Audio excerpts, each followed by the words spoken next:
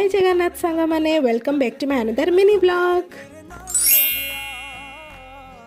सकाळु सकाळु गुलाबराणी को पानी देके तले जाई देखे तो आज आम रोसई घरे चली जमेकी रोसई आ संग को ढेर सारा मजा मस्ती। आज मेन्यू रे अच्छे गरमा गरम बरा सहित ओडिशा फेमस घुगुनी। आज मो साथी जड़े नुहे अच्छा मोर छटा भाउजमणी। देखु मोर प्रियर भाउजमणी मान ओह कि लाज। आज मो भाउज मैंने साजिशंती मास्टर शेफ। हाँ आज्ञा एम हाथर स्वाद आगे 5 स्टार होटल भी फेल मारी जीवो।